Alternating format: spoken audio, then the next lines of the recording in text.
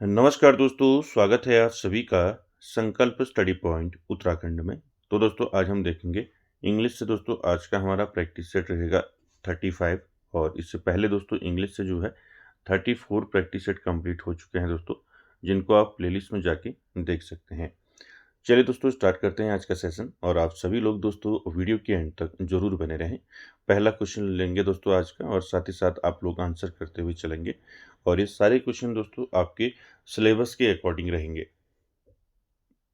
चलिए पहला क्वेश्चन लेते हैं आज का। क्वेश्चन नंबर फर्स्ट और क्वेश्चन नंबर सेकंड में दोस्तों आपको क्या बताना है, फ्रेजल वर्ब बतानी है। ठीक है, चलिए पहला देखिए। पहला क्वेश्चन है my car dash on the way to office this morning. तो यहाँ पर आपको जहाँ पर डैश है वहाँ पर आपको क्या भरना है, फिल करना है आपको फ्रेजल वर्ब्स। ठीक है, नीचे देखिए option broke in, broke of, broke down या फिर ब्रोक आउट। चलिए आंसर कीजिए।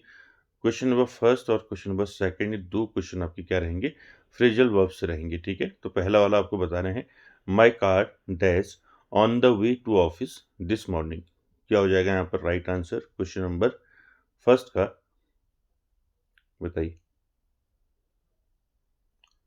क्वेश्चन नंबर फर्स्ट का राइट आंसर बताइए और साथ ही साथ दोस्तों आप लोग कमेंट भी साथ में दोस्तों आपको कमेंट भी साथ साथ करते रहना है। My car dash on the way to office this morning, तो यहाँ पर कौन सा फ्रेजल वर्ब आ जाएगा दोस्तों, ये आ जाएगा दोस्तों ब्रोक डाउन। ठीक है, सी ऑप्शन राइट हो जाएगा। ठीक है, ब्रोक डाउन दोस्तों, ब्रोक डाउन मीन्स होता है खराब होना। ठीक है, खराब खराब होना। ठीक है, तो इसका पूरा अर्थ क्या बन जाएगा, my car broke down on the way to office this morning, यानी कि आज सुबह ऑफिस जाते समय मेरी कार खराब हो गई। ठीक है, तो यहाँ पर ब्रोक डाउन आएगा। ठीक है, ब्रोक जो है दोस्तों ये किसका पास है, ये आपका ब्रेक डाउन का है। ठीक है, यानी कि broke down is the past tense of the phrasal verb break down. ठीक है, ध्यान रखेंगे इसको। इसका प्रयोग दोस्तों, ब्रोक डाउन का प्रयोग जो है किसके लिए किया जाता है, इस फ्रेजल वर्ब का प्रयोग दोस्तों हम किसके लिए करते हैं, मशीनरी के ठप होने में करते हैं। ठीक है, साथ ही साथ किसी रिश्ते व वार्तालाप का विफल होना तथा मानसिक रूप से टूट जाने के संदर्भ में हम ब्रोक डाउन का प्रयोग करते हैं। ठीक है, ध्यान रखेंगे, सी ऑप्शन राइट हो जाएगा। चलिए अगला क्वेश्चन देखिए, क्वेश्चन नंबर 2, इसका आंसर कीजिए। क्वेश्चन नंबर 2 में भी दोस्तों आपको क्या करना है, फ्रेजल वर्ब बताना है। ठीक है, देखिए कौन सा फ्रेजल वर्ब हो जाएगा इसमें। क्वेश्चन देखिए, she stays at home to dash her grandmother. क्या आ जाएगा यहाँ पर, लुक आउट होगा फ्रेजल वर्ब। ठीक है, लुक इनटू होगा, लुक आफ्टर होगा या फिर लुक ओवर होगा। कौन सा फ्रेजल वर्ब आ जाएगा इसमें, she stays at home to dash her grandmother. क्या आ जाएगा, लुक आउट होगा, लुक इनटू होगा, लुक आफ्टर होगा। तो क्वेश्चन नंबर 2 का राइट आंसर क्या हो जाएगा दोस्तों, he stay at home to look after her grandmother. ठीक है, वह अपनी दादी की देखभाल करने के लिए घर पर ही रहती है। ठीक है, क्या आ जाएगा, लुक आफ्टर। ऑप्शन सी जो है आपका राइट हो जाएगा दोस्तों। ठीक है, लुक आफ्टर। लुक आफ्टर दोस्तों एक क्या है, एक फ्रेजल वर्ब है जिसका हिंदी में मतलब होता है, क्या होता है, देखभाल करना। नहीं कहते हैं लुक आफ्टर, ठीक, देखभाल करना। ठीक है, देखभाल करना कह सकते हैं। ठीक है, देखभाल करने के साथ साथ ख्याल रखना कह सकते हैं। ठीक है, ख्याल रखना। ठीक है, तो इसको ध्यान में रखेंगे। तो यहाँ पर कौन सा राइट हो जाएगा, लुक आफ्टर। ठीक है, चलिए आगे चलते हैं दोस्तों क्वेश्चन नंबर 3 में। क्वेश्चन नंबर 3 से लेके क्वेश्चन नंबर 6 तक आपको क्या बताने हैं, ईडियम्स एंड फ्रेजेस। ठीक है, यानी कि क्वेश्चन नंबर 3 से लेके 3, 4, 5, 6। ठीक है, 4 क्वेश्चन जो है आपकी इसमें जो है ईडियम एंड फ्रेजेस से रिलेटेड क्वेश्चन रहेंगे। चलिए क्वेश्चन नंबर 3 में आपको बताना है फुल सिस्टर मीन्स क्या होता है। चलिए, फुल सिस्टर क्या होगा, अ कजिन सिस्टर या फिर a sister born of the same parents या फिर a sister not by blood but by affection या फिर नन ऑफ दीज।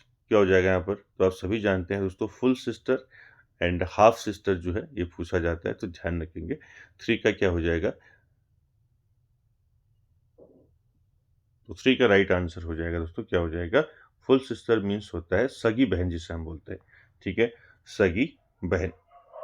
क्या होता है फुल सिस्टर मीन्स, सगी बहन होता है, ठीक है, सगी बहन। तो यहाँ पर कौन सा ऑप्शन राइट हो जाएगा, कजिन वाला तो होगा नहीं, ठीक है, ये भी नहीं होगा, राइट आंसर हो जाएगा a sister born of the same parents, ठीक, बी ऑप्शन राइट हो जाएगा, ध्यान रखेंगे, ठीक है। क्वेश्चन नंबर 3 का फुल सिस्टर, जैसे हम कहते हैं ना सी इज माई फुल सिस्टर, यानी कि वह मेरी सगी बहन है, नहीं कहते हम, क्या कहते हैं, सी इज माई, ठीक है, सी इज माई फुल सिस्टर, ठीक है, सी इज माई फुल सिस्टर बोलते हैं ना, ठीक है, वह मेरी सगी बहन है, ठीक है। साथ ही साथ दोस्तों फुल सिस्टर के साथ साथ आपको हाफ सिस्टर भी याद रखना है, ठीक है। हाफ सिस्टर किसको बोलते हैं, ठीक है, हाफ सिस्टर बोलते हैं, किसको बोलते हैं, सौतेली बहन को बोलते हैं, ठीक है, ध्यान रखेंगे, किसको बोलते हैं, सौतेली बहन को बोलते हैं हाफ सिस्टर, ठीक। तो दोनों चीज याद रखेंगे, ठीक है, यहाँ पर बी ऑप्शन राइट हो जाएगा। चलिए आगे चलिए, क्वेश्चन नंबर 4 में आपको बता रहे हैं, ठीक है, 4 में ईडियम्स एंड फ्रेजेस। तो यहाँ पर देखिए, by leaps and bounds means क्या होता है, तो आप सभी ने पढ़ा है, बाय लीप्स एंड बाउंड्स क्या होगा, रैपिडली होगा, वेरी रिच होगा, टू चैलेंज होगा, या फिर इन ट्रेवल होगा। क्वेश्चन नंबर 4 का राइट आंसर क्या हो जाएगा दोस्तों, साथ ही साथ दोस्तों आप कमेंट भी करते रहे। तो यहाँ पर क्या हो जाएगा, बाय लीप्स एंड बाउंड्स का क्या मतलब होता है, मीन्स होता है प्रोग्रेस, ग्रो कह सकते हैं, ठीक है, रैपिडली कह सकते हैं, ठीक है। तो यहाँ पर हिंदी में क्या कहते हैं इसको बताइए, by by leaps and bounds को हिंदी में क्या बोलते हैं, दिन दूनी रात चौगुनी बोलते हैं, ठीक है, क्या बोलते हैं, दिन दोगुनी, ठीक है, दिन दुगनी, एक मिनट, क्या बोलते हैं इसको, दिन दुगनी रात चौगुनी, ठीक है, रात चौगुनी, ठीक है। तो इसका मतलब क्या हो गया, इसका मतलब हो गया प्रोग्रेस, ग्रो कह सकते हैं, रैपिडली कह सकते हैं, ठीक है। तो यहाँ पर जो है आपका क्या हो जाएगा राइट आंसर, राइट आंसर हो जाएगा 4 का, क्या हो जाएगा, रैपिडली, ठीक है, क्या हो जाएगा, रैपिडली हो जाएगा, ठीक है, ठीक है। तो ध्यान रखेंगे दोस्तों, यहाँ पर क्वेश्चन नंबर 4 में क्या होगा, बाय लीप्स एंड बाउंड्स का मतलब हो जाएगा रैपिडली, ठीक है, ए ऑप्शन राइट हो जाएगा। बाय लीप्स एंड बाउंड मैंने बता दिया, इसका मतलब क्या होता है, इसका मतलब होता है दिन दुगनी रात चौगनी, ये ठीक है, या तो आप कह सकते हैं बहुत तेजी से कह सकते हैं, ठीक है, बहुत तेजी से, या फिर अत्यधिक तीव्र गति से कह सकते हैं, ठीक है। इसका मतलब होता है by leaps and bound progress कह सकते हैं, ठीक है, प्रोग्रेस, या फिर कह सकते हैं ग्रो कह सकते हैं, या फिर आप रैपिडली कह सकते हैं, ठीक है। तो यहाँ पर ए ऑप्शन राइट हो जाएगा। चलिए अगले क्वेश्चन में, क्वेश्चन नंबर 5 देखिए दोस्तों, क्वेश्चन नंबर 5 में भी आपको इडियम एंड फ्रेजेस से आपके क्वेश्चन है। देखिए, to bite the dust means क्या होता है, चलिए आंसर कीजिए। टू बाइट द डस्ट किसे बोलते हैं, to bite the dust, return to home, to be defeated, connected to the base, या फिर नन ऑफ दीज। क्या हो जाएगा क्वेश्चन नंबर 5 का right answer, to bite the dust. To bite the dust means क्या होता है बताइए, to bite the dust means होता है दोस्तों, क्या होता है बताइए, टू डाई कह सकते हैं, ठीक है, टू डाई कह सकते हैं, या फिर आप फेल कह सकते हैं, फेल असफल, ठीक है, या फिर क्या कह सकते हैं, बी डिफीटेड कह सकते हैं, ठीक है, बी डिफीटेड, ठीक है, डिफीटेड, ठीक है, क्या हो जाएगा, यानी कि हार मान लेना, ठीक है, असफल होना, तो इसको हम बोलते हैं टू बाइट द डस्ट, जिसको आप क्या कह सकते हैं, धूल चाटना कहते हैं ना, जिसे धूल चाटना, धूल चाटना, या फिर आप कह सकते हैं, और क्या कह सकते हैं, हार मान लेना, हार मान लेना, हार मान लेना कह सकते हैं, ठीक है, टू बाइट द डस्ट, ठीक है, धूल चाटना, या फिर आप कह सकते हैं हार मान लेना, ठीक है, टू डाई, फेल कह सकते हैं या फिर बी डिफीटेड कह सकते हैं। ठीक है, ध्यान रखेंगे। तो यहाँ पर राइट आंसर क्या हो जाएगा क्वेश्चन नंबर 5 का? ऑप्शन बी जो है राइट हो जाएगा, टू बी डिफीटेड। ठीक है, क्या हो जाएगा? बी ऑप्शन राइट हो जाएगा, टू बी डिफीटेड। ठीक, चलिए अगला क्वेश्चन देखिए, क्वेश्चन नंबर 6। इसमें भी आपको इडियम एंड फ्रेजेस से क्वेश्चन है। देखिए 6 का आंसर करना है, ऑयली टंग मीन्स क्या होता है। ठीक है, ये सारे मैंने आपके इजी ले रखे हैं यहाँ पर।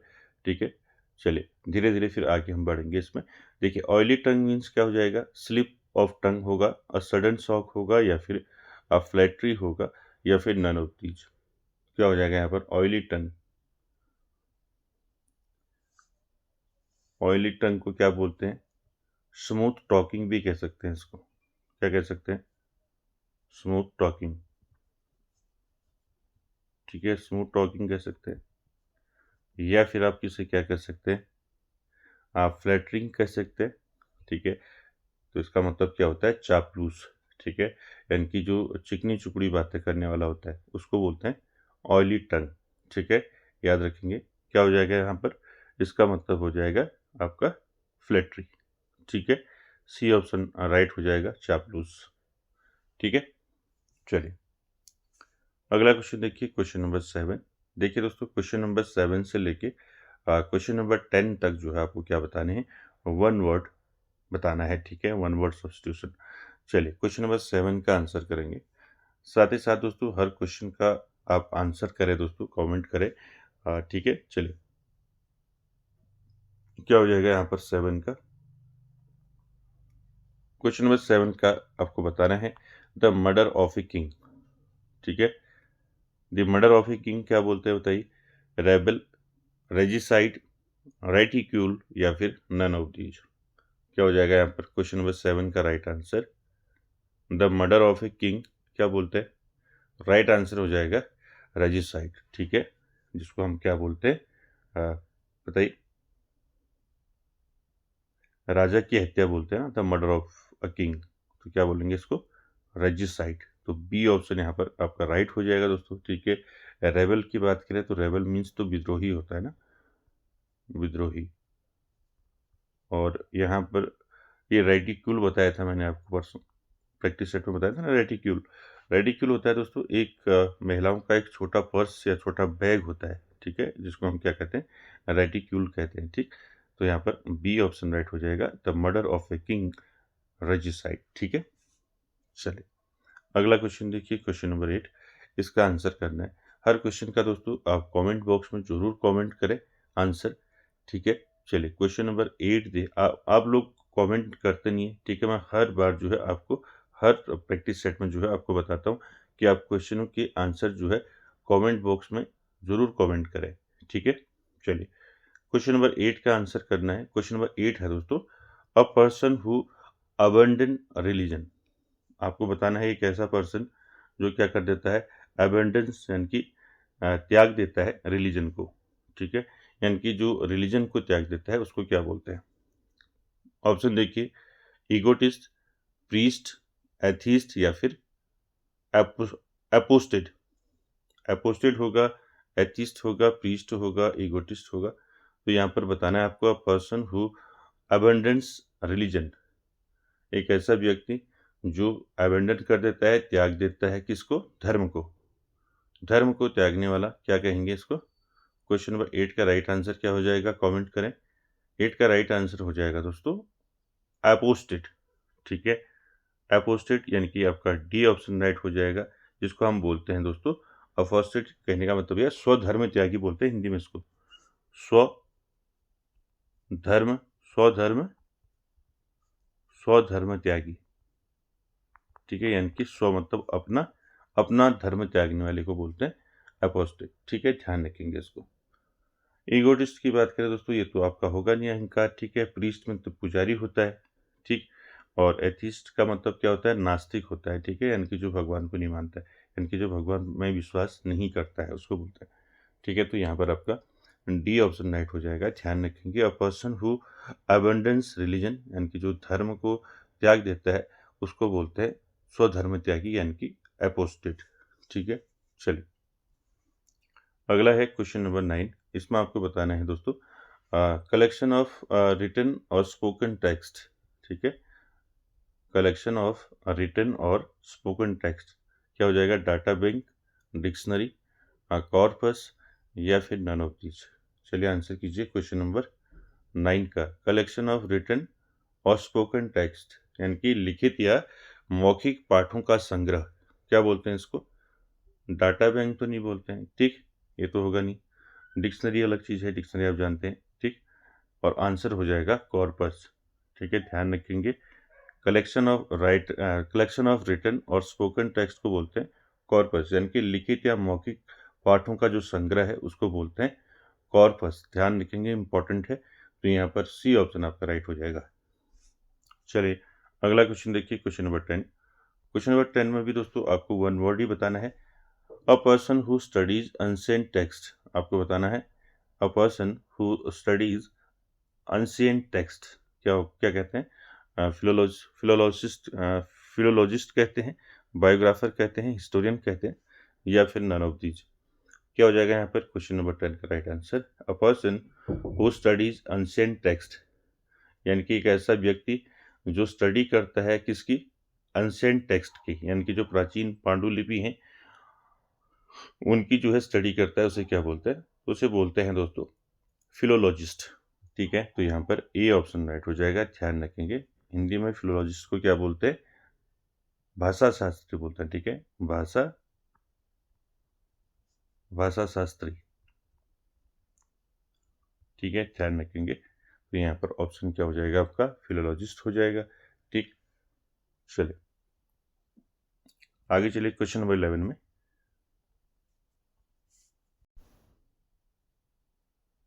चलिए क्वेश्चन नंबर 11 का आंसर करेंगे। क्वेश्चन नंबर 11 क्या है देखिए, which of the poem express Frost statement that a poem begins in delight and ends in wisdom. ठीक है, आपको बताना है which of the poem express Frost Frost statement, क्या स्टेटमेंट है? A poem begin in delight and ends in wisdom. Option देखिए, home burial किस poem में है? द हिल वाइफ, या फिर stopping by woods on a snowy evening, या फिर एन ओल्ड मैन, या फिर आपका नन ऑफ दीज। क्या हो जाएगा यहाँ पर right answer? Which of the poem expresses Frost statement that a poem begins in delight and ends in wisdom. तो दोस्तों 21 वाली पोएम में है, तो राइट आंसर हो जाएगा दोस्तों यहाँ पर 11 का क्या हो जाएगा? Stopping by woods on a snowy evening. ठीक है, तो यहाँ पर सी ऑप्शन राइट हो जाएगा। ध्यान रखेंगे, ठीक है। साथ ही साथ दोस्तों यहाँ पर रॉबर्ट फ्रॉस्ट की बात करें तो रॉबर्ट फ्रॉस्ट दोस्तों आप जानते हैं, ठीक है, यहाँ से क्वेश्चन पूछे जाते हैं रॉबर्ट फ्रॉस्ट से। तो आपको ध्यान रखना है, रॉबर्ट फ्रॉस्ट का आपको जीवन जो है इनका लाइफ स्पैन पूछा जा सकता है। ठीक है, तो यहाँ पर रॉबर्ट फ्रॉस्ट ध्यान रखेंगे, रॉबर्ट फ्रॉस्ट। रॉबर्ट फ्रॉस्ट दोस्तों ये क्या है? एक अमेरिकन पोएट है दोस्तों रॉबर्ट फ्रॉस्ट। ठीक है, इनका लाइफ स्पैन आपको याद रखना है 1874 से लेकर आपका 1963 तक, 1963 तक। ठीक है, तो यहाँ पर ध्यान रखेंगे। रॉबर्ट फ्रॉस्ट का जो जन्म हुआ था 1874 में हुआ था और इनकी डेथ हुई थी 1963 में। ठीक है, साथ ही साथ दोस्तों ये पोएट पूछे जाते हैं, ये थे दोस्तों अमेरिकन पोएट।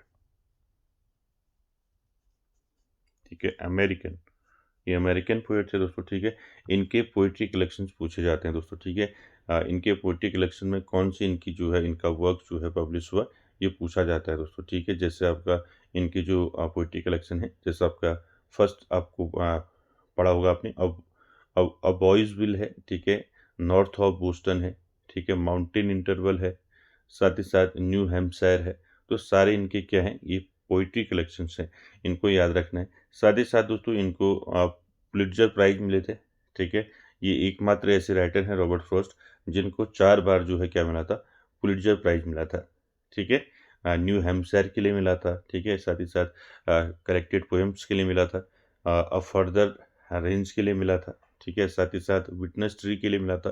तो ये सारी दोस्तों आपको जितने भी फैक्ट है सब ध्यान में रखने हैं। ठीक है,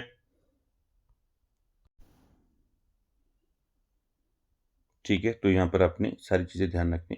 चलिए पहले जो है रॉबर्ट फ्रॉस्ट के जो है पोएट्री कलेक्शन देखते हैं, ठीक है।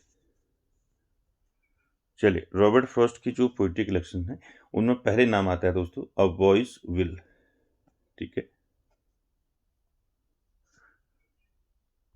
अ बॉयज विल, ठीक है। दूसरा याद रखेंगे, पहला अ बॉयज विल हो गया। दूसरा याद रखेंगे north of Boston, north of Boston, north of Boston, ठीक है। साथ ही साथ अगला इनका पोएट्री कलेक्शन याद रखेंगे माउंटेन इंटरवल, इंपॉर्टेंट है। Mountain interval, interval, mountain interval, ठीक है। साथ ही साथ इनका है न्यू हैम्पशायर, ठीक है। न्यू हैम्पशायर, ठीक है। पेन जो है आपकी प्रॉपर नहीं चली, ठीक है। हैम्पशायर, SHIRE, ठीक है। तो यहाँ पर देखिए पहला जो है बॉयज विल जो है इनका जो पोएट्री कलेक्शन है दोस्तों, ये कब आया था पूछा जाता है। तो ये आया था दोस्तों आपका 1913 में। कब आया था? 1913 में आया था। दूसरा याद रखेंगे नॉर्थ ऑफ बोस्टन आया था इनका पोएट्री कलेक्शन 1914 में, 1914 में आया था, ठीक है। North of Boston. उसके साथ देखिए माउंटेन इंटरवल जो है ये पोएट्री कलेक्शन इनका आया था 1916 में, 1916 में, ठीक है। इसी क्रम में आपको ध्यान में रखना है, ठीक है, 1916। उसके बाद न्यू हैम्पशायर आया दोस्तों 1923 में, ठीक है, 1923, ठीक। तो यहाँ पर ये चार जो है पहले आपको याद रखने हैं पोएट्री कलेक्शन। जैसे आपने पढ़ा है जो इनके पोएम्स हैं, इनका वर्क्स है, जैसे आपने इनका वर्क्स पढ़ा होगा मेंडिंग वॉल, ठीक है। आपको पूछ लिया जाएगा कि मेंडिंग वॉल जो है कौन सी पोएट्री कलेक्शन में आया था। तो मेंडिंग वॉल आया था दोस्तों नॉर्थ ऑफ बोस्टन में, ठीक है। इसमें क्या आया था? मेंडिंग वॉल आया था, आपने पढ़ा होगा, ठीक है। साथ ही साथ आपने देखा है आपने पढ़ा है द रोड नॉट टेकन हो गया और ब्रिजेज हो गया, ठीक है। इनकी पोएम है। तो ये किस में आई, किस में पब्लिश हुई? माउंटेन इंटरवल में, ठीक है, ध्यान रखेंगे। माउंटेन इंटरवल में इनकी कौन कौन सी पोएम पब्लिश हुई? जैसे आपका ब्रिजेज हो गया, द रोड नॉट टेकन हो गया, ठीक है। साथ ही साथ न्यू हैम्पशायर में जो है दोस्तों इनकी कौन सी पोएम पब्लिश हुई? Stopping by woods on a snowy evening, जो हमारा यहाँ पर आंसर है। ये किस में आपको पूछा जा सकता है, किस में जो है पब्लिश हुआ, कौन सी पोएट्री कलेक्शन में पब्लिश हुआ? ध्यान रखेंगे न्यू हैम्पशायर में पब्लिश हुआ, ठीक है। ध्यान रखिए सारी चीज़ें। ये चार पोएट्री कलेक्शन यहाँ पर आपको याद रखने हैं। इसके साथ ही साथ दोस्तों एक और इनका है, दो और पोएट्री कलेक्शन आपको ध्यान रखने हैं, ठीक है। पहले चार को ध्यान रखेंगे, a boy's will, north of Boston, mountain interval और न्यू हैम्पशायर, ठीक है। इसके बाद पांचवा जो इनका रॉबर्ट फ्रॉस्ट का पोएट्री कलेक्शन है वो है दोस्तों अ विटनेस ट्री, ठीक है, नहीं, अ फर्दर रेंज, ठीक है। चौथा क्या है? चौथा है अ अ फर्दर रेंज, ठीक है। अ फर्दर रेंज, ठीक है। अ फर्दर रेंज जो है दोस्तों ये इनका जो है क्या है, पोएट्री कलेक्शन है। ये आया था इनका 1936 में। कब आया था? 1936 में आया था। और साथ ही साथ एक और याद रखेंगे इनका अगला, ये तो पांचवा हो जाएगा ना, चार तो ऊपर बताइए, पांच, ये छठा हो जाएगा, ठीक है। आज पेन प्रॉपर नहीं चल रही दोस्तों, साथ ही साथ आपको नोट करते रहना पड़ेगा, ठीक है। छठा जो है क्या हो जाएगा इनका poetry collection? A witness tree, ठीक है। क्या हो जाएगा? अ विटनेस, ठीक है, अ विटनेस ट्री, ठीक है। विटनेस ट्री ये कब आया इनका? विटनेस ट्री आया इनका 1942 में, ठीक है, 1942 में। तो सारे आपके याद रखने हैं रॉबर्ट फ्रॉस्ट के पोएट्री कलेक्शन। और बॉयज विल 1913 में आया, नॉर्थ ऑफ बोस्टन 1914 में आया, माउंटेन इंटरवल 1916 में आया, ठीक है। न्यू हैम्पशायर 1923 में आया, ठीक है। और साथ ही साथ दोस्तों अ फर्दर रेंज 1936 में आया। और अ विटनेस ट्री ये आपका कब आया, 1942 में आया। ठीक है, याद रखेंगे। एक इनके जो है इंपॉर्टेंट वर्क पूछा जाता है, द गिफ्ट आउटराइट। ठीक है, किसका वर्क है, रॉबर्ट फ्रॉस्ट का है, द गिफ्ट आउटराइट। ये किस में पब्लिश हुआ था पूछा जाता है, तो ध्यान रखेंगे अ विटनेस ट्री में। ठीक है, a witness tree poetry collection में इनका कौन सा वर्क पब्लिश हुआ दोस्तों, द गिफ्ट आउटराइट। ठीक है, इंपॉर्टेंट है, ध्यान रखेंगे, द गिफ्ट। ठीक है, द गिफ्ट आउटराइट। नोट कर लें, पेन प्रॉपरली काम नहीं कर रही है। ठीक है, नोट कर लें इसको, द गिफ्ट आउटराइट। ठीक है, ये किस में आया, इनके कौन से पोएट्री कलेक्शन में आया, अ विटनेस ट्री में। ठीक है, तो सारे आपको ध्यान में रखने हैं। ठीक है, चलिए अगला क्वेश्चन देखिए, क्वेश्चन नंबर 12। क्वेश्चन नंबर 12 में आपको बताना है दोस्तों, ये भी रॉबर्ट फ्रॉस्ट से आपका क्वेश्चन है, which book win Robert Frost his first Pulitzer Prize. तो यहाँ पर आपको बताना है कौन सी बुक है दोस्तों जिसके लिए जो है रॉबर्ट फ्रॉस्ट को फर्स्ट जो है पुलित्जर प्राइज मिला था। तो यहाँ पर ध्यान रखेंगे दोस्तों, रॉबर्ट फ्रॉस्ट को जो है कितने पुलित्जर प्राइज इनको मिले थे। ठीक है, ध्यान रखेंगे, इनको जो है दोस्तों 4 पुलित्जर प्राइज मिले थे। ठीक है, एकमात्र ऐसे राइटर हैं जिनको 4 टाइम जो है क्या दिया गया था, पुलित्जर प्राइज दिया गया था। ठीक है, तो ध्यान रखेंगे यहाँ पर। तो यहाँ पर पहला वाला पूछा है। ठीक है, फर्स्ट पुलित्जर प्राइज कब मिला था इनको, कौन सी बुक के लिए मिला था। ऑप्शन देखिए, a witness tree, new Hampshire, mountain interval, या फिर नन ऑफ दीज। क्या हो जाएगा राइट आंसर, पहला। तो दोस्तों देखिए, इनको जो 4 पुलित्जर प्राइज मिले हैं वो कब मिले हैं और किसके लिए मिले हैं, ये आपको ध्यान में रखना है। ठीक है, देखिए पहला जो इनको मिला दोस्तों, पहला जो फर्स्ट पुलित्जर प्राइज है इनको जो मिला, वो मिला 1924 में, 1924 में मिला। किसके लिए मिला, न्यू हैम्पशायर के लिए। ठीक है, ध्यान रखेंगे, न्यू हैम्पशायर के लिए इनको 1924 में क्या मिला, पहला पुलित्जर प्राइज मिला। ठीक है, दूसरा इनको जो पुलित्जर प्राइज मिला वो मिला 1931 में। ठीक है, कब मिला, 1931 में मिला दूसरा पुलित्जर प्राइज। किसके लिए मिला, कलेक्टेड पोएम्स के लिए।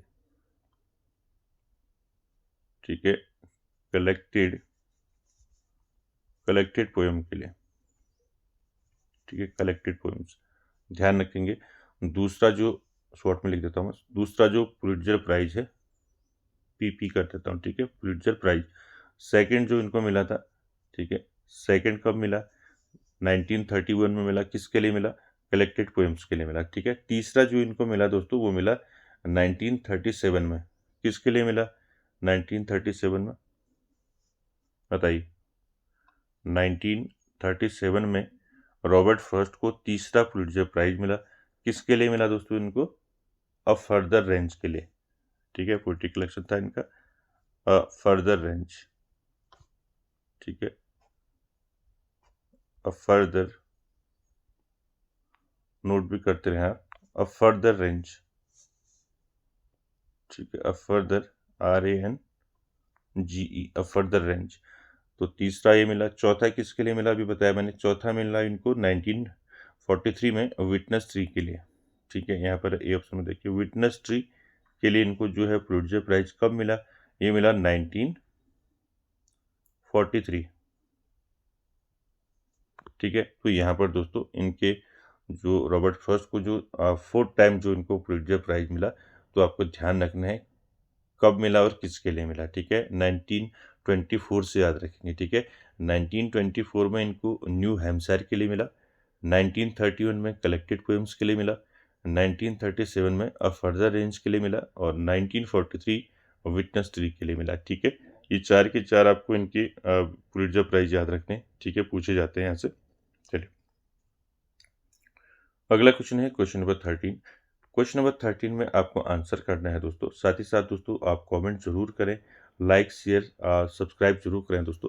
ठीक है, चलिए क्वेश्चन नंबर 13 का आंसर करेंगे। To which movement did Arundhati Roy donate the money of the Booker Prize. तो यहाँ पर आपको बताना है टू विच मूवमेंट, ऐसा कौन सा मूवमेंट था दोस्तों, कौन सा आंदोलन था जिसके लिए दोस्तों अरुंधति रॉय ने जो है अपना जो बुकर प्राइज का जो प्राइज था, जो इसके साथ मनी मिलती है, पैसा मिलता है, तो उसको जो है उन्होंने क्या कर दिया, डोनेट कर दिया। किस आंदोलन के लिए डोनेट किया, ये आपको आंसर करना है। ठीक है, देखिए, गंगा मूवमेंट, नर्मदा बचाओ मूवमेंट या फिर चिपको मूवमेंट। क्या हो जाएगा 13 का right answer. To which movement did Arundhati Roy donate the money of the Booker Prize. जो इनको बुकर प्राइज मिला था, तो उसमें जो इनको पैसा मिला था दोस्तों अरुंधति रॉय को, इन्होंने उसको जो है डोनेट कर दिया था। ठीक है, किस आंदोलन किस मूवमेंट को इन्होंने डोनेट किया था, तो यहाँ राइट आंसर हो जाएगा नर्मदा बचाओ मूवमेंट। ठीक है, यानी कि नर्मदा बचाओ आंदोलन। ठीक है, तो यहाँ पर आपका बी ऑप्शन यहाँ पर राइट हो जाएगा दोस्तों, ध्यान रखेंगे, इंपॉर्टेंट है। साथ ही साथ दोस्तों अरुंधति रॉय के मेजर वर्क्स आपको याद रखने हैं। ठीक है, मैं हर प्रैक्टिस सेट में आपको जो है इनके सारे जो है वर्क्स बताता हूँ, तो आपको ध्यान रखना है इनके कौन कौन से वर्क हैं। ठीक है, तो अरुंधति रॉय की वर्क्स की बात करें तो आप सब ने पढ़ा है। ठीक है, कौन कौन से वर्क है, the God of small things है। ठीक है, 1997 में आया। ठीक है, साथ ही साथ द मिनिस्ट्री ऑफ ऑटमोस्ट हैप्पीनेस इनका वर्क है, 2017 में आया। The algebra of infinite justice है। ठीक है, पावर पॉलिटिक्स हो गया। ठीक है, ब्रोकन रिपब्लिक हो गया। ये सारे जो है वर्क्स किसके हैं, अरुंधति रॉय के हैं। ठीक है, ध्यान रखेंगे कौन कौन से हैं। देखिए, the God of small thing आप जानती। ठीक है, the God of small thing, the God of small things. ठीक है, पेन प्रॉपरली नहीं चल लिया, फिर इसको साथ ही साथ नोट करें। ठीक है, the God of small things हो गया। ठीक है, साथ ही साथ द मिनिस्ट्री ऑफ ऑटमोस्ट हैप्पीनेस हो गया। ठीक है, अब तो याद होंगे आपको ना, द मिनिस्ट्री ऑफ ऑटमोस्ट हैप्पीनेस। ठीक है, ऑटमोस्ट हैप्पीनेस, ऑटमोस्ट हैप्पीनेस। ठीक है, ऑटमोस्ट हैप्पीनेस। साथ ही साथ अगला जो वर्क है the algebra of infinite justice. ठीक है, और पावर पॉलिटिक्स, ये सारी चीज़ें दोस्तों आपको नोट रखनी है। Broken Republic. ठीक, इलेक्ट्रिक मून भी इनकी एक रचना है दोस्तों। ठीक है, इनका एक वर्क है इलेक्ट्रिक मून। ठीक है, ध्यान रखेंगे।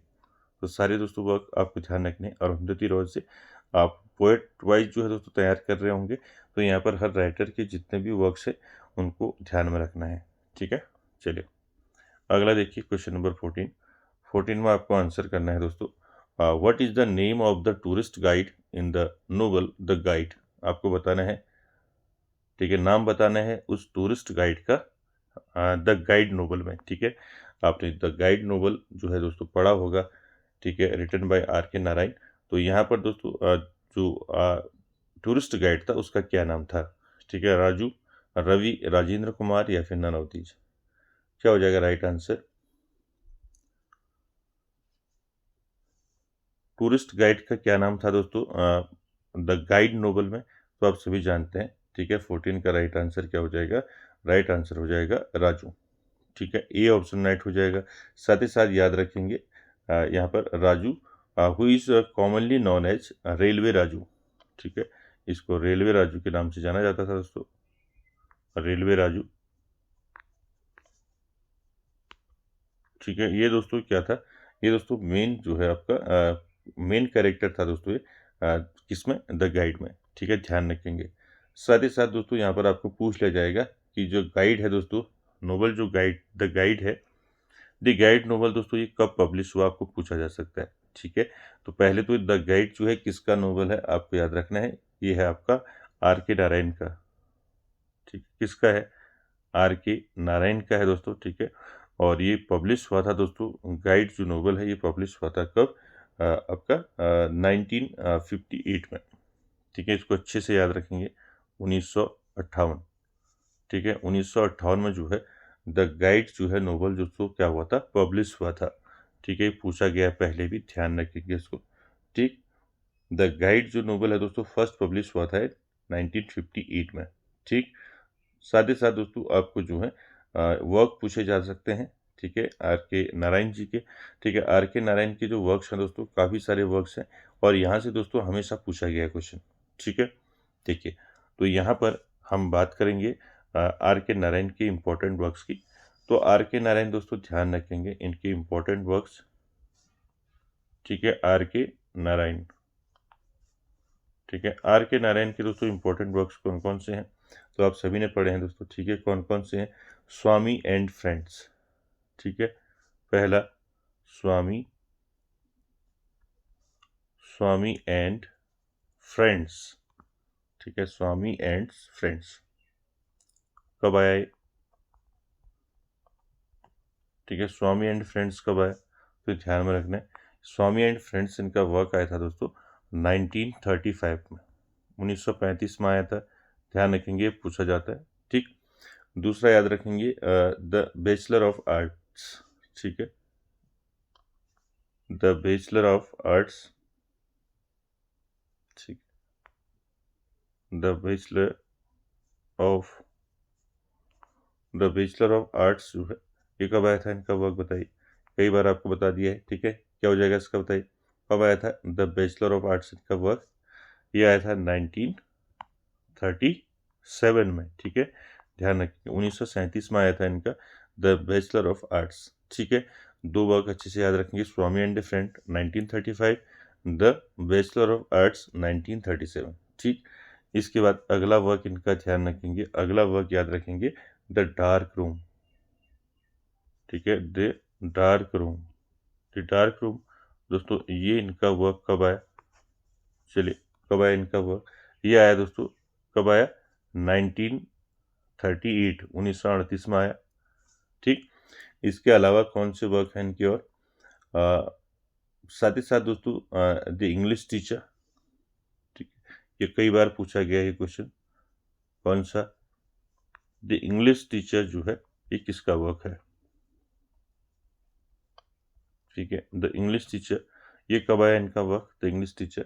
तो ध्यान रखेंगे ये आया था 1945, ये कई बार पूछा गया है दोस्तों, 1945 जो है, ध्यान रखेंगे इसको, 1945 में आया द इंग्लिश टीचर, ठीक है। साथ ही साथ दोस्तों आपको याद रखना है इनका अगला वर्क है द फाइनेंशियल एक्सपर्ट, ठीक है। अगला वर्क क्या है? The financial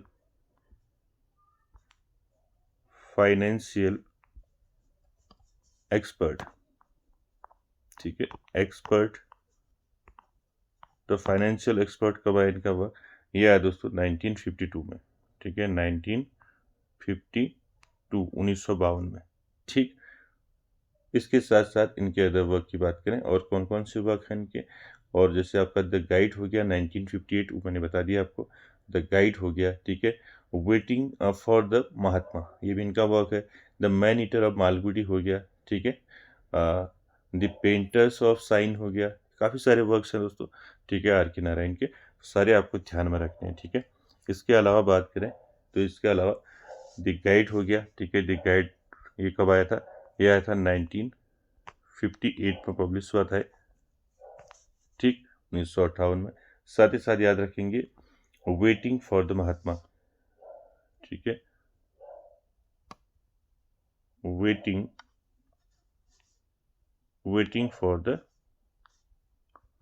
Mahatma, waiting for the Mahatma दोस्तों ये कब आया इनका वर्क? ये आया दोस्तों 1955 में। कब आया? 1955 में आया, 1955 में।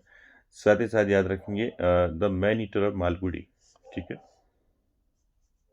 द मैन ईटर ऑफ, ठीक है, द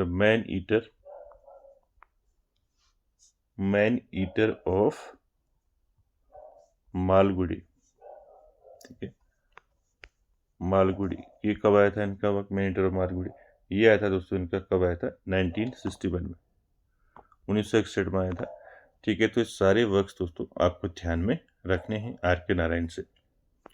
चलिए अगला क्वेश्चन देखिए, क्वेश्चन नंबर 15।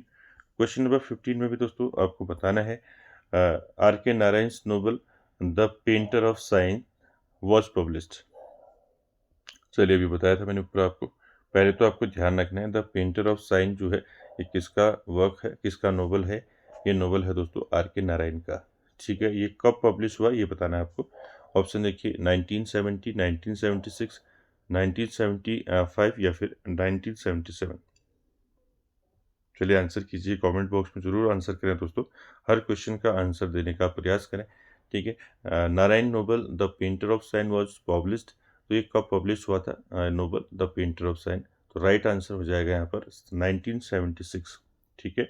बी ऑप्शन यहाँ पर आपका राइट हो जाएगा दोस्तों। आर के नारायण से मैंने आपको सारे वर्क्स बता दिए इनके, ठीक है, जैसे Swami and friends, the bachelor of arts, the dark room, ठीक है, the English teacher, the financial expert, ठीक है, the man eater of Malgudi, the guide, waiting for the Mahatma, ये सारे वर्क्स किसके हैं? आर के नारायण के, ठीक। तो यहाँ पर आपको पूछा है द पेंटर ऑफ साइन, ये किसका वर्क है? नारायण का वर्क है, आर के नारायण का, और ये पब्लिश हुआ था दोस्तों 1976 में। चलिए अगला क्वेश्चन देखिए, क्वेश्चन नंबर 6। क्वेश्चन नंबर 6 में आपको बताना है which is Russell's first work, ठीक है। यहाँ पर रसेल का पूछा है आपको, ठीक है, बर्ट्रैंड रसेल का पूछा है, ठीक है। बर्ट्रैंड रसेल का यहाँ पर फर्स्ट वर्क पूछा है, कौन सा है? ऑप्शन देखिए, द प्रिंसिपल्स ऑफ मैथमेटिक्स, या फिर प्रिंसिपिया मैथमेटिकिया, या फिर द प्रॉब्लम ऑफ फिलोसफी, या फिर नन ऑफ दीज। क्या हो जाएगा? Mathematica, Principia Mathematica, the problems of philosophy, the principles of mathematics. कौन सा वर्क यहाँ पर आपको बताना है? बर्ट्रैंड रसेल का है, आपके सिलेबस में है दोस्तों बर्ट्रैंड रसेल, ठीक है। ये 20th सेंचुरी के दोस्तों ब्रिटिश फिलोसोफर एंड मैथमेटिशियन थे, ठीक है। तो यहाँ पर राइट आंसर क्या हो जाएगा 16 का? इनका जो फर्स्ट वर्क है वो है दोस्तों द प्रिंसिपल्स ऑफ मैथमेटिक्स। तो यहाँ पर आपका ए ऑप्शन राइट हो जाएगा दोस्तों, ठीक है, ध्यान रखेंगे। द प्रिंसिपल्स ऑफ मैथमेटिक्स जो है फर्स्ट वर्क है दोस्तों बर्ट्रैंड रसेल का, ठीक है। साथ ही साथ दोस्तों आपको रसेल का जो है यहाँ से ध्यान रखना है, बर्ट्रैंड रसेल का आपको पूछा जा सकता है लाइफ स्पेन, ठीक है। इनका लाइफ स्पेन क्या रहा है 1872 से लेकर, 1872 से लेकर आपको याद रखना है 1970, ठीक है। तो यहाँ पर ध्यान रखना है बर्ट्रैंड रसेल का जो जन्म हुआ था वो हुआ था दोस्तों 1872 में, कई बार पूछा गया है, ठीक है। 1872 में बर्ट्रैंड रसेल का जन्म हुआ था और 1970 में जो है इनका निधन हुआ था, इनकी मृत्यु हुई थी, ठीक है। और ये दोस्तों रसेल जो हैं ये कौन सी सेंचुरी से बिलोंग करते हैं आपको पूछा जाएगा, तो ये 20th सेंचुरी के हैं दोस्तों, ठीक है। 20th सेंचुरी के जो है ये ब्रिटिश दोस्तों फिलोसोफर एंड मैथमेटिशियन है। साथ ही साथ दोस्तों आपको पूछा जा सकता है कि जो बर्ट्रैंड रसेल हैं इनको नोबेल प्राइज कब मिला था, ठीक है, ध्यान रखेंगे। इनको नोबेल प्राइज मिला था दोस्तों, ठीक है, नोबेल प्राइज। चलिए बताइए कब मिला था बर्ट्रैंड रसेल को नोबेल प्राइज? तो इनको नोबेल प्राइज मिला था दोस्तों, कब मिला था? 1950 में, 1950 में जो है इनको क्या मिला था? नोबेल प्राइज मिला था दोस्तों बर्ट्रैंड रसेल को, ध्यान रखेंगे, ये भी कई बार पूछा है, ठीक। सारी चीज़ें दोस्तों आपको ध्यान में रखते हुए चलना है, ठीक है। नोबेल प्राइज कब मिला बर्ट्रैंड रसेल को? 1950 में बर्ट्रैंड रसेल को क्या मिला? नोबेल प्राइज मिला दोस्तों, ठीक है। साथ ही साथ इनके वर्क्स की बात करें तो मैंने आपको बता दिया, यहाँ पर 2-3 वर्क इनके ऑप्शन में ही दिख रहे हैं, ठीक है। पहला आप देखेंगे इनका वर्क जो है द प्रिंसिपल्स ऑफ मैथमेटिक्स, ठीक है। साथ ही साथ याद रखेंगे प्रिंसिपिया मैथमेटिका, या फिर द प्रॉब्लम ऑफ फिलोसफी, 3 ये हो गए, ठीक है। एक और वर्क है इनका दोस्तों, उनको ध्यान में रखेंगे द प्रिंसिपल्स ऑफ मैथमेटिक्स, और ऑन डिनोटिंग इनका एक वर्क है, क्या है? ऑन, ठीक है, ध्यान रखेंगे इसको, on denoting, D noting, NOT, denoting ING। याद रखेंगे अगर आपको पूछा जाए कि ऑन डिनोटिंग वर्क किसका है, तो ये दोस्तों वर्क किसका है? बर्ट्रैंड रसेल का है, ठीक है। सारी चीज़ें आपको ध्यान में रखनी है। चलिए अगला देखिए 17 नंबर क्वेश्चन, आंसर कीजिए दोस्तों इसका। Which play of Bernard Shaw is not included in his pleasant please. तो यहाँ पर आपको बताना है which play of Bernard Shaw is not included in the pleasant play. तो दोस्तों यहाँ पर आपको ध्यान रखना है, यहाँ पर जॉर्ज बर्नार्ड शो ने दोस्तों प्लीजेंट और अनप्लीजेंट प्लेज इनमें लिखे, ठीक है। यहाँ पर आपको बताना है कि कौन जो है यहाँ पर not included in his pleasant plays. अब प्लीजेंट प्लेज में कौन इंक्लूडेड नहीं है इनमें से आपको बताना है। ऑप्शन देखिए, arms and the man, Candida, you never can tell, या फिर विडोवर्स हाउसेज। क्या रहेगा राइट आंसर बताइए। क्वेश्चन नंबर 17 का बताना है, which play of Shaw is not included in his pleasant play. तो यहाँ पर राइट आंसर होगा 17 का क्या होगा, विडोवर्स हाउसेज। ठीक है, डी ऑप्शन राइट हो जाएगा। ये विडोवर्स हाउसेज इनका कैसा है, कैसा प्ले है, अनप्लीजेंट है। ठीक है, ध्यान रखेंगे, अनप्लीजेंट प्ले पूछा जाएगा तो याद रखेंगे। ठीक, तो यहाँ पर बाकी जो है इनके तीनों जो है क्या है, प्लीजेंट प्ले है। ठीक है, आर्म्स एंड द मैन हो गया, कैंडिडा हो गया, यू नेवर कैन टेल हो गया। ठीक है, ये कौन से हैं इनके प्लीजेंट प्ले हैं। ठीक है, पूछा जाएगा कि जॉर्ज बर्नार्ड शो की प्लीजेंट प्लेस कौन कौन से हैं, तो आपको ध्यान में रखने, आर्म्स एंड द मैन याद रखना है प्लीजेंट प्ले में, कैंडिडा याद रखना है, यू नेवर कैन टेल याद रखना है, साथ ही साथ आपको याद रखना है द मैन ऑफ डेस्टिनी। ठीक है, ये भी इन्हीं का वर्क है, द मैन ऑफ डेस्टिनी। ठीक है, द मैन ऑफ डेस्टिनी।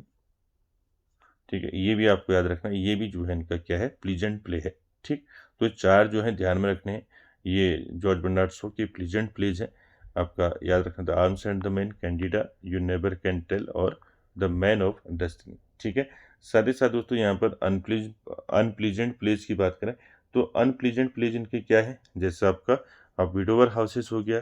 ठीक है, और एक क्या हो गया, मिसिज वारेन प्रोफेशन। ठीक है, ये भी मैंने बताया था, मिसिज वारेन प्रोफेशन। ठीक है, मिसिज वारेन प्रोफेशन। ठीक है, वारेन्स प्रोफेशन। ठीक है, प्रोफेशन नोट कर ले, प्रोफेशन। ठीक है, ध्यान रखिए, दो क्या है इनके अनप्लीजेंट प्लेज हैं। ठीक है, इनको पूछे जाते हैं दोस्तों जॉर्ज बर्नार्ड शो के प्लीजेंट प्लेज और अनप्लीजेंट प्लेज कौन कौन से हैं, तो आपको ध्यान में रखने हैं। ठीक है, चलिए आगे चलते हैं दोस्तों क्वेश्चन नंबर 18 में। क्वेश्चन नंबर 18 में आपको बताना है दोस्तों, which terms is coined by George Bernard Shaw. यहाँ पर आपको बताना है दोस्तों, विच टर्म्स जो है coined by George Bernard Shaw, कौन सा टर्म जो है कॉइंड किया था जॉर्ज बर्नार्ड शो ने। देखिए, पहला मॉलिट्री या फिर बार्डोलेट्री या फिर आइडोलेट्री या फिर नन ऑफ दीज, क्या हो जाएगा, कौन सा टर्म जो है कॉइन किया था जॉर्ज बर्नार्ड शो ने। तो दोस्तों यहाँ पर राइट आंसर क्या हो जाएगा, राइट आंसर हो जाएगा दोस्तों क्वेश्चन नंबर 18 का क्या हो जाएगा, बार्डोलाट्री। ठीक है, बार्डोलाट्री हो जाएगा, बी ऑप्शन यहाँ पर ध्यान रखेंगे। ठीक है, बार्डोलाट्री जो है दोस्तों, ये टर्म जो है किसने कॉइन किया है, जॉर्ज बर्नार्ड शो ने कॉइन किया है। ठीक है, ध्यान रखेंगे। चलिए अगला क्वेश्चन देखिए, क्वेश्चन नंबर 19 में आपको बताना है दोस्तों, what was Thomas Hardy's profession before becoming a full time writer. तो यहाँ पर 19 में आपको क्या बताना है, what was Thomas Hardy's profession before becoming a full time writer, यानी कि फुल टाइम राइटर से पहले जो है थॉमस हार्डी का प्रोफेशन क्या था, यानी कि राइटर से पहले वो क्या थे, लॉयर थे, डॉक्टर थे, या फिर आर्किटेक्ट थे, या फिर टीचर थे। क्या हो जाएगा राइट आंसर। यहाँ पर क्वेश्चन नंबर 19 में आपको बताना है कि फुल टाइम राइटर बनने से पहले जो है थॉमस हार्डी का प्रोफेशन क्या था, लॉयर थे, डॉक्टर थे, या फिर आर्किटेक्ट थे, या फिर टीचर थे। तो यहाँ पर 19 का आंसर करेंगे, क्या हो जाएगा राइट आंसर, 19 का राइट आंसर हो जाएगा दोस्तों, फुल टाइम राइटर से पहले दोस्तों थॉमस हार्डी क्या थे, एक आर्किटेक्ट थे। ठीक है, ध्यान रखेंगे इसको, तो सी ऑप्शन राइट हो जाएगा, आर्किटेक्ट यानी कि वास्तुकार, जो भवनों की योजना बनाता है, डिजाइन तैयार करता है। ठीक है, उसको बोलते हैं आर्किटेक्ट। ठीक है, ध्यान रखेंगे इसको कि थॉमस हार्डी जो है फुल टाइम राइटर बनने से पहले इनका प्रोफेशन क्या था, ये एक आर्किटेक्ट थे दोस्तों। ठीक है, चलिए अगला क्वेश्चन देखिए, क्वेश्चन नंबर 20। क्वेश्चन नंबर 20 का आंसर करना है दोस्तों, what is the subtitle of the mayor of Casterbridge. आपको बताना है what is the subtitle. ठीक है, तो सब टाइटल क्या है द मेयर ऑफ कास्टाब्रिज का। ठीक है, मेयर ऑफ कास्टाब्रिज किसका वर्क है, थॉमस हार्डी का है। ठीक है, सब सभी जानते हैं, थॉमस हार्डी। ठीक है, तो यहाँ पर इसका सब टाइटल पूछा है द मेयर ऑफ कास्टाब्रिज, क्या हो जाएगा right answer, a tale of two cities, a tragedy of fate, the life and death of a man of character, या फिर नन ऑफ दीज। क्या हो जाएगा राइट आंसर यहाँ पर क्वेश्चन नंबर 20 का? What is the subtitle of the mayor of Casterbridge? क्या हो जाएगा बताइए। साथ ही साथ आपको ध्यान रखना है द मेयर ऑफ कास्टब्रिज दोस्तों ये कब आया था? ये आया था दोस्तों 1886, 1886 याद रखेंगे अगर जब भी आपको द मेयर ऑफ कास्टब्रिज दिखे। ठीक है, द मेयर ऑफ कास्टब्रिज जो है 1886 याद रखेंगे। ठीक है, किसका वर्क है? थॉमस हार्डी का है। इसका सब टाइटल है दोस्तों, राइट आंसर क्या हो जाएगा? इसका सब टाइटल है the life and death of a man of character. ठीक है, तो यहाँ पर आपका सी ऑप्शन राइट हो जाएगा, ध्यान रखेंगे। ठीक, साथ ही साथ दोस्तों यहाँ पर थॉमस हार्डी से आपको क्वेश्चन पूछे जाते हैं, इनके वर्क्स आपको ध्यान में रखने हैं। ठीक, कौन कौन से वर्क हैं इनके? जैसे आपका far from the madding crowd, ठीक है, the return of native, pair of blue eyes, ठीक है, the mayor of Casterbridge, under the greenwood tree, ठीक है, द वुडलैंडर, सारे इनके वर्क्स हैं। ठीक, तो यहाँ पर सी ऑप्शन राइट हो जाएगा। द मेयर ऑफ कास्टब्रिज का सब टाइटल क्या है? The life and death of a man of character. साथ ही साथ दोस्तों यहाँ पर थॉमस हार्डी की बात करें तो थॉमस हार्डी के कुछ इंपॉर्टेंट वर्क हैं जिसको आप नोट करेंगे। ठीक है, जैसे आपका far from the madding crowd, ठीक है, फार from the madding crowd, far from the madding crowd, far from the madding crowd, ये कब आया था इनका? 1874 याद रखेंगे, 1874। ठीक, उसके बाद पूछा जाता है तो द रिटर्न ऑफ नेटिव। ठीक है, द रिटर्न ऑफ नेटिव कब आया इनका? द रिटर्न ऑफ नेटिव, ठीक है, द रिटर्न ऑफ नेटिव कब आया? ये कई बार पूछा गया है इनका work, the return of native. ये आया दोस्तों 1878 याद रखेंगे। ठीक है, 1878 याद रखेंगे। क्लियर है? साथ ही साथ दोस्तों अदर वर्क की बात करें, दोनों याद रखेंगे। फार from the madding crowd 1874, the return of native ये कई बार पूछा है, ये आया था 1878, ये आपने पढ़ा भी होगा। ठीक है, उसके बाद देखिए अगला वर्क इनका a pair of blue eyes. ठीक है, a pair of blue eyes. ठीक है, अ पेयर ऑफ ब्लू आइजेस जो है इनका वर्क कब आया था? ये आया था 1873 में, 1873 में। ठीक है, ध्यान रखेंगे। साथ ही साथ द मेयर ऑफ कास्टब्रिज है 1886 में आया, मैंने बताया। साथ ही साथ अंडर द ग्रीनवुड ट्री, ठीक है, अंडर द